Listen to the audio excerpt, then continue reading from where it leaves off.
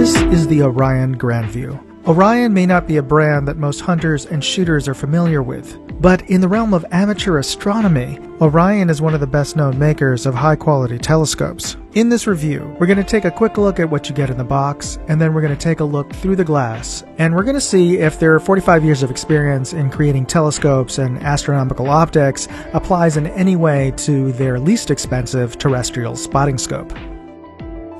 Okay, this is the Orion Grand View. This is not the shipping box. This is actually the box that came inside the shipping box, and it is amazingly plain. But of course, I think the packaging is kind of secondary to what's inside. So hopefully that there's some sort of inverse square law in terms of the quality of the optic and the packaging and marketing design of the package. So we have our instruction manual, also very plain. It is just looks like a photocopied or laser printed piece of paper, a microfiber cleaning cloth, a carrying pouch with straps, or at least strap loops, and I'm assuming a strap is inside. Low profile tripod. This is the kind that rotates out, kind of like a C-stand. So it works. These are generally pretty rugged. Well, let's look inside. We have a padded case with a separator, and we have the scope itself. So the scope is pretty compact. I mean, it is less than, let's say, each of these squares is 1, 2, 3, 4, 5, 6, 7, 8, 9, 10. A little over 10 inches in length, and a little over 1, 2, 3, 4, 5, 6, a little less than 6 inches tall. So it is very compact. Now we see here that it has a captured front lens cap, and no, it does not have a integrated sunshade like many. I like the rubber armor on it. It looks very high quality compared to some of the other cheaper Chinese scopes that I have reviewed recently.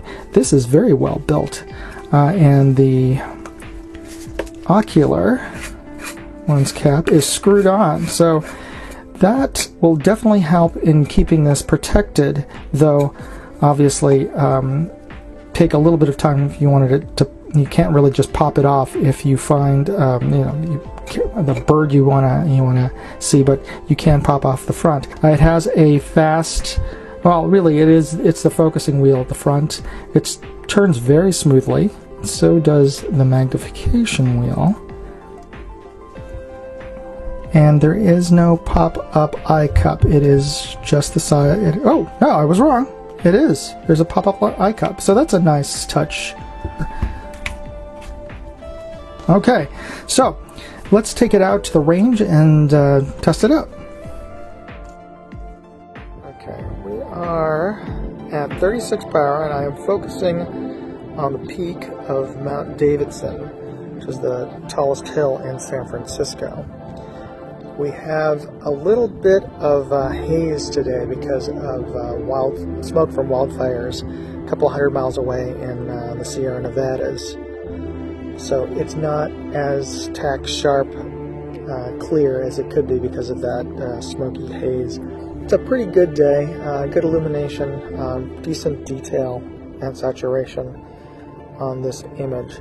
This is perhaps the sharpest and clearest image I've gotten on a spotting scope that's under $100, so just shy of it, $99. And we're going to see, well, before we do that, let me pan this over to some construction work on the hillside. And there's a little bit of a slight breeze, so there's a little bit of shake to the tripod. Oh, okay.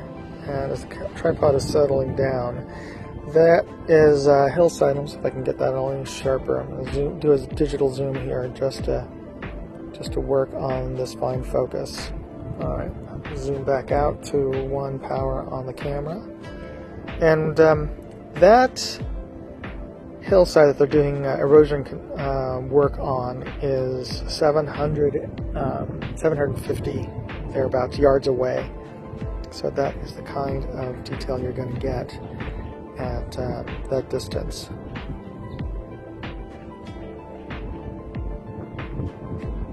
let's take a look at a pine tree that is 50 yards away and about 80 feet up.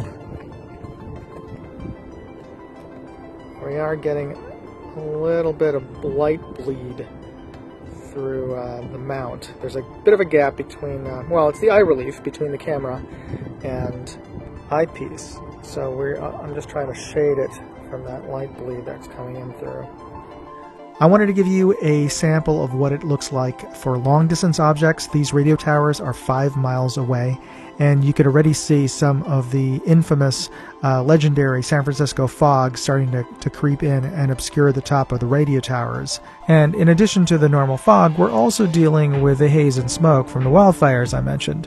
Despite that, you can make out this hiker walking down the trail from 5 miles away. That's pretty good. Next, I took it to the rifle range, but before we get into that, I just want to invite you to check out Moondog R&D. That's my new YouTube channel where I review gadgets, gears, and electronics, and generally things I think you'll find interesting. And speaking of interesting, you're still watching, so you must find this a little bit interesting. If so, please hit that like button and consider sharing and subscribing this channel. Let the AI know that you like content like this, and you'll get served and suggested more content that's interesting to you. So, win-win. Okay, so we have a 5.5-inch bullseye downrange at 100 yards, and we're going to bump it up from 12 power up to its maximum 36.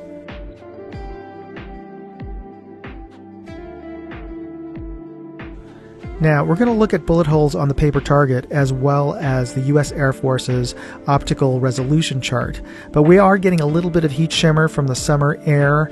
So I'm going to freeze it here, and we're going to look at the still image to get a better idea of this scope's overall clarity and quality. Now, your naked eye view is going to always be better than any camera, well, unless you have really bad eyes.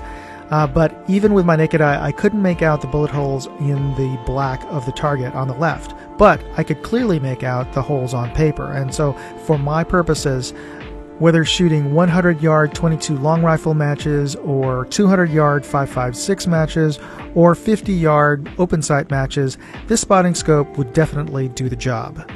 And even more impressive when we do a digital zoom in on the U.S. Air Force resolution chart on the right, I can make out both vertical and horizontal resolution bars all the way down to element 6 and group -1. Making the Orion Grandview the sharpest, highest resolution spotting scope in the sub $100 category that I've ever tested, beating Sabani, Ghost Sky, and even Celestron. Now, there are two things that this scope is missing that would make it 100% perfect. One is a built-in sunshade on the objective lens, and two is a rotating mounting bracket that would allow you to mount it upside down, but those are two relatively minor feature points. If there is a better performing, sharper 50mm compact spotting scope under $100, I don't know of it. But if you know of one, please let me know. Leave me a comment because I would love to test it out. So is this the best spotting scope under $100? Well, it depends on what you need your spotting scope to do. If you regularly shoot .223 or larger calibers from distances of less than 200 yards, and if you're looking for something light and compact enough that you could just toss it into a range bag, then yeah, then this scope might be right for you. And if you think so, I've included a link in the video description so you can pick one up on Amazon, where I bought this one. Anyway, I hope you found this video to be helpful. Thanks for watching. Moondog, out. Hey, if you like this video, please share it on social media. You know, Facebook, forums, MeWe, whatever platform you're on. And if you want to see more videos, check out moondogindustries.com.